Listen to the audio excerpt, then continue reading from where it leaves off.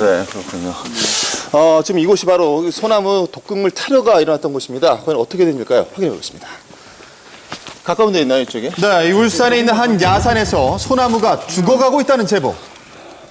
지금 여기 보시면 네. 네, 여기 톱밥 같은 게 있잖아요. 구멍이 있고요.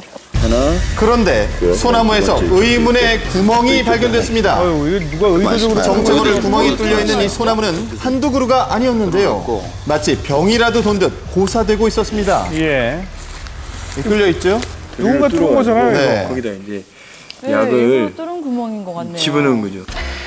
그러니까 누군가 고의적으로 소나무를 죽이려고 구멍을 내고 독극물을 주입했을 거라는 추측인데요. 예.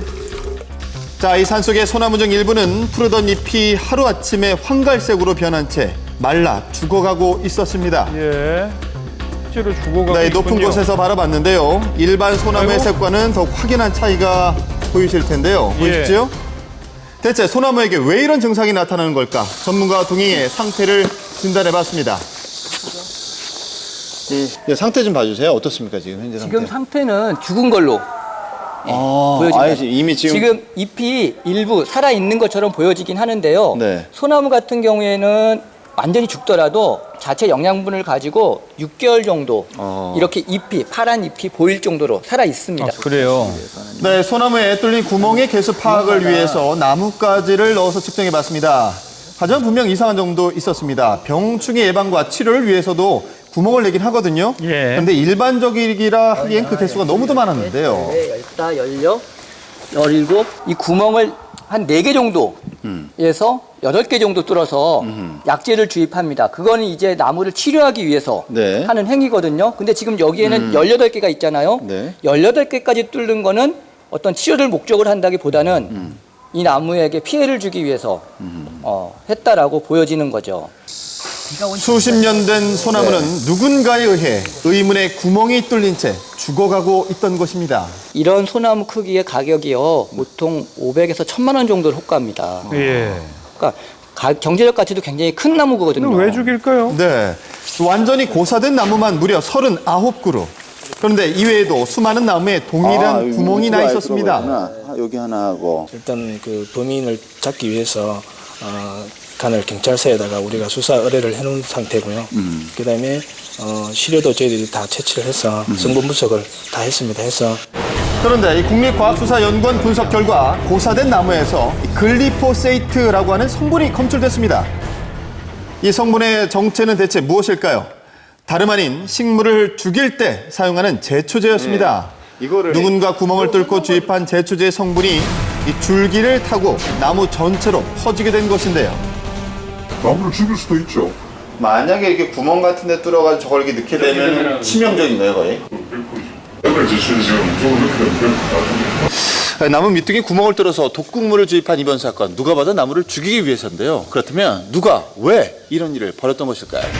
그런데 이 뜻밖의 사실을 알 수 있었습니다. 자, 바로 이곳이 집을 지을 수 있는 곳이라는 이건 여기도 것인데요. 일종 일반 주거지역이라고 나와있네. 그러니까 개발한다는 얘기가 있었어요. 거기를 집을 질 수가 있다고 누가 집을 지려고 한다. 얘기가 봄에 돼 있었거든요. 그래서 사람들이 계속 왔다 갔다 했어요. 소나무가 고사된 곳은 개인 소유의 땅이며 저층 건물을 지을 수 있다는 것. 실제로 주변은 주택가였지만 소나무가 있는 땅은 개발이 되지 않았습니다. 예. 이제 도시 계획상 개발 행위 허가를 받을 때 보면은 인목 번수도를 조사를 해서 제출하도록 되어 있거든요. 근데 거기 보면은 인목 번수도가 이제 몇 프로 이하 돼야 되는데 그게 초과되게 되면은 허가가 안 나죠. 해당 지역에 기준치 이상의 나무가 밀집돼 있을 경우 개발이 불가능하다는 것인데요. 예. 하지만 나무가 죽는다면 될 수 있는 정당한 이유가 생기는 것입니다. 이 개인 소유의 땅이라도 나무가 있다면 이야기는 달라진다는 얘긴데요. 집을 짓고 싶은데 소나무가 있어가 못 짓는 거잖아요. 그럼 되게 억울하죠. 여기 땅값 자체가 굉장히 비싸잖아요. 비싼데 내가 짓고 싶은데 내 소유지 많은 소나무 때문에 못 하는 것도 되게 억울하죠. 내가 권리를 행사를 할 수 없잖아요. 죽이면 배가 되잖아요. 죽은 소나무는 배불이도 되는 거잖아요. 그래요. 네, 그런데 미궁에 빠진 고사 사건은 다른 곳에서도 일어나고 있었습니다.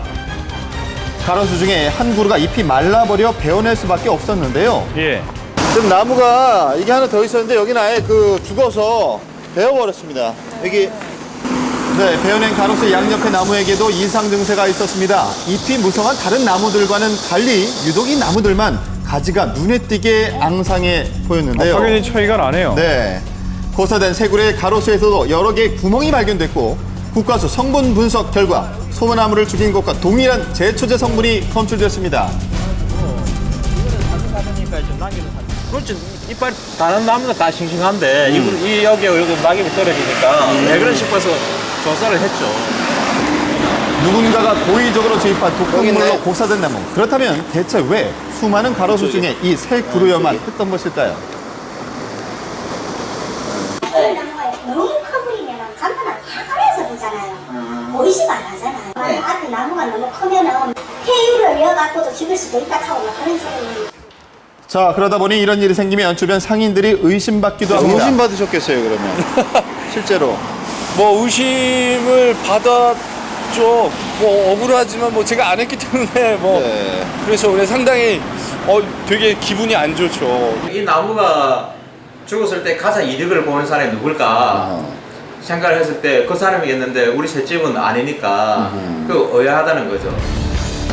네, 나무는 살아있는 생명입니다. 개인적인 욕심 때문에 훼손돼서는 안 되는데요. 더 이상 예. 인위적으로 죽어가는 나무가 없도록 철저한 조사가 이루어지기를 바라겠습니다. 아유, 그러게 말입니다. 네.